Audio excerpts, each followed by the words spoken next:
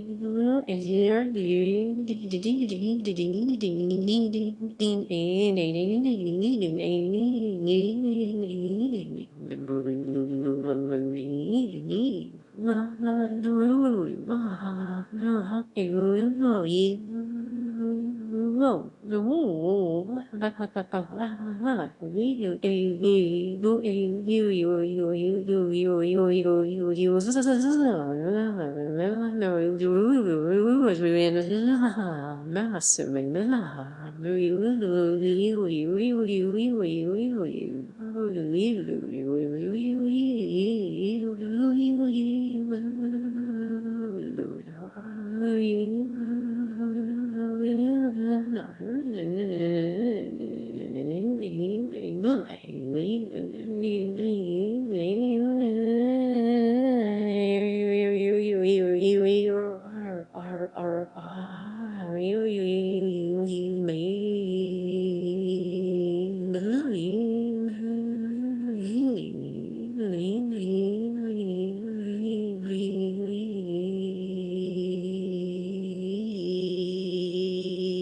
His stories, often set in the idyllic English countryside, feature a cast of eccentric characters navigating the trials and tribulations of upper-class life. He crafted a world where misunderstandings are the norm, love affairs are perpetually bungled, and the only hope for sanity lies with the ever-resourceful Jeeves.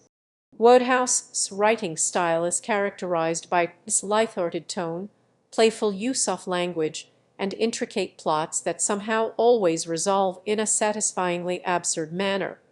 Though his work may seem purely escapist, it offers a subtle commentary on the social conventions and foibles of his time. Right ho, Jeeves plunges us headfirst into the world of Bertie Wooster, our lovable, if somewhat dim-witted, protagonist. Bertie, a wealthy and idle young man, finds himself embroiled in the romantic entanglements of his friends and acquaintances. The story kicks off with Bertie's well-intentioned but ultimately disastrous attempt to play Cupid for his friend Gussie Finknottle, a shy and awkward newt enthusiast who is hopelessly in love with Madeline Bassett, a sentimental and slightly loopy young woman. Gussie, under Bertie's tutelage, is supposed to deliver a speech at a local school prize-giving, a speech carefully crafted to impress Madeline. However, through a series of unfortunate events involving too much alcohol and a stolen policeman's helmet, Gussie's speech becomes a riotous, drunken affair, further complicating his already precarious romantic prospects. Meanwhile, Bertie's Aunt Dahlia, a formidable and independent woman with a passion for gourmet cooking, has a problem of her own. Her chef, Anatole, is threatening to leave, and she desperately needs Bertie to convince him to stay. This involves Bertie having to persuade the chef's disgruntled nephew, a perpetually gloomy soul, to reconcile with his uncle. Adding to the chaos is the presence of Sir Watkin Bassett, Madeline's father, a stern and overbearing magistrate with a penchant for fining Bertie for minor infractions. He also happens to be a fanatical collector of antique silver, and Aunt Dahlia is determined to acquire a particularly valuable piece from him, using Bertie as her unwitting pawn.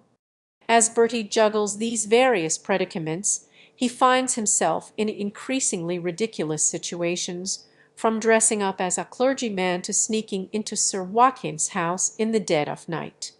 His well-meaning interventions only serve to exacerbate the problems, creating a tangled web of misunderstandings and romantic mishaps.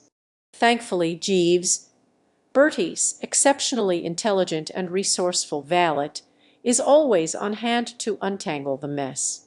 With his impeccable logic, encyclopedic knowledge, and uncanny ability to anticipate every eventuality, Jeeves orchestrates a series of interventions that ultimately resolve all the conflicts and restore order to Bertie's chaotic world. He understands the motivations of everyone involved and subtly manipulates events to achieve the desired outcomes. Gussie's romantic prospects are salvaged, Anatole is persuaded to stay with Aunt Dahlia, and Sir Watkin's prized silver remains secure, although not without a healthy dose of Wodehousian farce. Right ho, Jeeves, like many of Wodehouse's novels, offers more than just light-hearted entertainment. It provides a gentle reminder that life is often messy and unpredictable, and that even the best-laid plans can go awry. The key is to approach these challenges with a sense of humor and to rely on the wisdom and support of those around us. Jeeves, in particular, embodies the importance of intelligence, resourcefulness, and a calm demeanor in the face of adversity. He reminds us that true wisdom lies not only in knowledge but also in the ability to apply that knowledge effectively to solve problems and navigate complex social situations. The novel also subtly satirizes the social conventions and expectations of the British upper class. Bertie's idle lifestyle and the eccentricities of his friends and relatives highlight the absurdity of a world where appearances and social status often take precedence over genuine human connection. So, what can we take away from this whirlwind of comedic chaos? First, don't try to play Cupid if you lack the necessary skills. Second, always listen to the advice of those who are wiser than you, especially if that person happens to be your exceptionally intelligent valet. And third, remember that a good sense of humor can get you through almost anything. Thanks for joining me on this literary adventure. If you enjoyed our exploration of Right Ho, Jeeves, be sure to subscribe for more book recommendations and witty insights. Until next time, happy reading.